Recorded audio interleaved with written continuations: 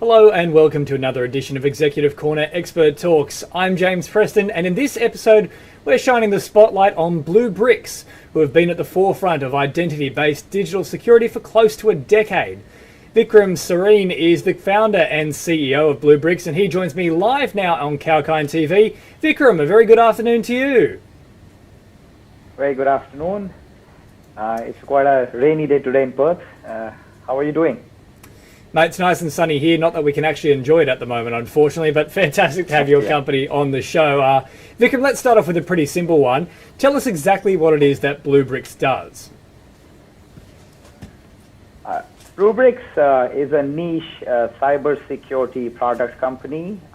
We work with mostly banking and financial institutes as well as large and medium enterprises to protect their applications, their data, as well as their user identity, which is one of the biggest concerns right now. And as we keep on hearing every day that some or the other enterprise has been breached, ransomware is at its peak right now. So we are the guys who actually help you fix those problems before they happen. Well, look, as they always say, prevention is much better than any cure that we could possibly look for. So in the introduction as well, I made mention of identity-based digital security. Can you break down exactly what that term is for people who might not be aware? Sure. So in real world, you and me are together. We can see each other, but as soon as we get into the digital world, that's where the digital identity becomes very relevant. So essentially, there are two steps for establishing digital identity. One is how you're onboarding your particular customer or your employee or the real person into the digital persona. And the second is that how do you authenticate and authorize that digital identity or the persona that you have created. So when I talk about the first part, which is the onboarding, that is where from your facial recognition to your identity card, which could be a passport or your driving license, liveliness test, all these kind of things become very relevant as a technology to ensure that a real person is being onboarded as a digital persona or identity. And then after that, you start the journey of how you give the security to them. So it could be your facial, it could be your push notification on your phone, it could be a specific one-time password that gets generated on your soft token or a hard token and things like that. So set of applications which you want to protect need to ensure that you have a proper onboarding and also proper identity management, which kicks in later. So that's how I would put it quite simply. No, well said. I mean, it's bad enough if you're potentially being catfished, for example. The last thing you want is to be catfished by someone who can potentially take money from you. So very important to make sure that our digital identities are secure. Now, Vikram, according to some ACCC statistics from last year, I should say, Aussies lost a staggering $851 million to scams in 2020. How does Bluebricks help prevent against the likes of scams and online fraud? Okay, that's a very question that I love to answer. It starts with how you are enabling or facilitating your users. So there are two simple engines that work in any enterprise. Let's take an example of a bank. Now, bank needs to have what we call it as a transaction monitoring system, where you're looking at every transaction that is being taken place either through your card or over an ATM or through internet banking, mobile banking, any form of transaction that takes place. And then you need to look at what are the accounts that are being used for making those money moves. So that is where a beautiful AI engine can help out in tracking what exactly is happening. And this is sometimes also called as fraud detection engine. And then on the front end, you need to make sure, like similar to what you and me do at our homes, we lock the door, we have a CCTV. So you need to have enough preventive securities in place so that if there is a hacker who's trying to come in, you are able to create so many barriers that you can stop them.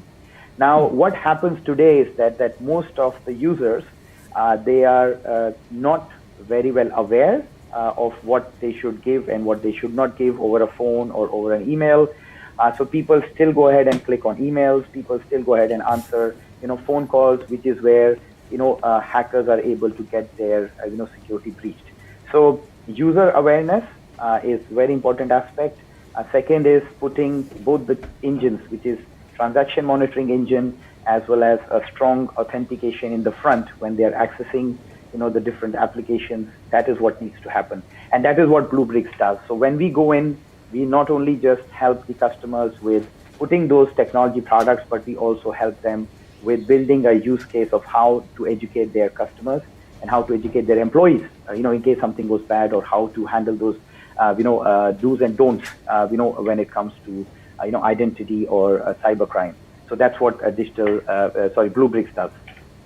Well, I'll get your take on general strategies that we can implement to try and prevent cybersecurity hacks a little later in the interview itself. But you're 100% right. I mean, we have an ever-evolving situation, I guess, of scams becoming more and more elaborate. Back in the old days, it used to be, the email one for the Prince of Nigeria. Oh, I've got all this money that I've left in an account. Someone please take it from me. I can't possibly have it all myself. But, now they're quite elaborate. Our producer, George, about 30 minutes ago, actually, had someone call him up trying to get around about $20,000 off him, saying that your facial features have been identified in a crime. We need you to confirm with your bank account, with your license information, that you are in fact misrepresented here, and that this should be cleared from your name. I mean, they're getting quite sophisticated, whether it's through text or whether it's an actual call center now being set up. So there's so many different elements at play here. One of the other things I wanted to ask you about is, because you've got quite a few different products that you offer as well with Bluebricks. Talk to me about the Axiom Protect. Now, I know this one is one that you're quite proud of. Exactly how does it work? Yeah. As I rightly mentioned, that when it comes to protection, there is an internal engine which manages the transactions and looks at those transactions, as a whole, from multiple applications, and then it tells you if there is a certain fraud or red alert that is being raised. The other side is that it also helps in building multi-factor authentication from onboarding, as well as authentication and authorization that needs to be done. So Axiom Protect actually handles for multiple applications being used within the enterprise, and it looks at whatever happening outside with the customers and also what's happening internally in terms of transaction, and then builds the whole story together. Now, what you have highlighted as an example is very interesting. I think hackers, as such, they are getting very innovative and using the technology against, us. So that means that they are abusing the technology, and we are trying to use the technology to defend ourselves. And it's always a, red and a blue, I would say tug of war that keeps on happening. The only thing which I would, say in one simple line is that as an enterprise, we need to protect our customers and our data. And as a user, let's say if you have a bank account, as a bank user, you need to make sure that do not react immediately. We know that emotions take over, because if somebody says this to you, you suddenly start panicking and you give away whatever they're asking for.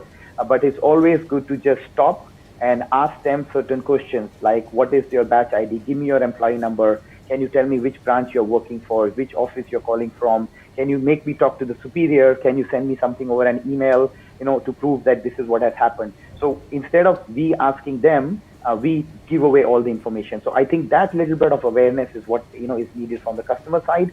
And if they start asking back questions to these, to these fraudsters, suddenly they don't want you because you're smart, you're intelligent than them. So they shy away. So that's the way I preach to everybody. My father is a 75-year-old, and he still gives away and writes everything on a piece of paper. So I keep on making more people aware that don't do that. Ask questions if you have a question or a call that comes to you. Yeah. I think you're 100% right, mate, especially when you consider that older generation. I mean, my grandmother, for example, has never even owned a microwave, so I can't even imagine how she would go with the internet or with the smartphone. So it can be a bit of a scary thing to navigate for a lot of people. Now, one of the things as well that we've seen, Vikram, in the last few years is that the fintech sector itself is just evolving and expanding at a rapid rate. So what do you see for the future of the sector, and what are some of the developing fintech cybersecurity trends of 2021 that have caught your eye? Yeah. If you look at global statistics, I think, firstly, not everybody in the world is bankable. And the banking itself is changing quite a bit. And I think fintechs have, or the neobanks, the new generation banks have challenged the old traditional banks. So it's put a lot of pressure on both the sides that who's actually going to do a better job.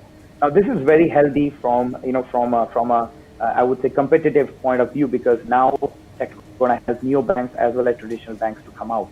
And over there, if you see, especially in BFSI, banking and financial, there are a lot of service providers, banking software as a service, who have come out, marketplaces have come out, where it's becoming a little bit playing field. So now fintechs fundamentally look at features. So cybersecurity in fintech, because you're exchanging, as per our Law Privacy Act and all these kick in, so you need to make sure that the user data is very well protected, the privacy is very well respected. And that is where fintech needs to have that component of cybersecurity in place when they are onboarding customers, when they are storing the data, how they're building those applications and then rolling it out. So that is where I think there's a huge opportunity of growth. And on the other hand, when we talk about what are the trends that are happening right now, I think, talking about, cybersecurity as a whole, there's a huge innovation that is happening in how we look at segmenting customers, looking at the user behavior. So in cybersecurity, there's a concept called zero trust. That means don't trust anyone and then still build it ahead. So that is being kicked off. Fintechs are leveraging on cybersecurity to give better loans or micro loans. Like if you look at what happened with Afterpay, a big acquisition from Square, that was amazing. And again, it reflects that in Australia, the fintechs and cybersecurity is again going to have a huge boom, and cybersecurity is going to play a very good role over there. The sandbox, which RBA has kind of rolled out with a couple of banks, that's also an amazing step ahead. So it's bringing the whole ecosystem of finance into a level playing field, and everything is getting more connected. So personally, I'm very excited. I think it's a great opportunity to be an entrepreneur. It's a great opportunity to be in Australia and build amazing, awesome stuff. And I love it. So there's so much happening, and I think all the like-minded people, whom I interact with, they are super excited, looking, next 3 to 5 years. Yeah, amazing stuff will come out.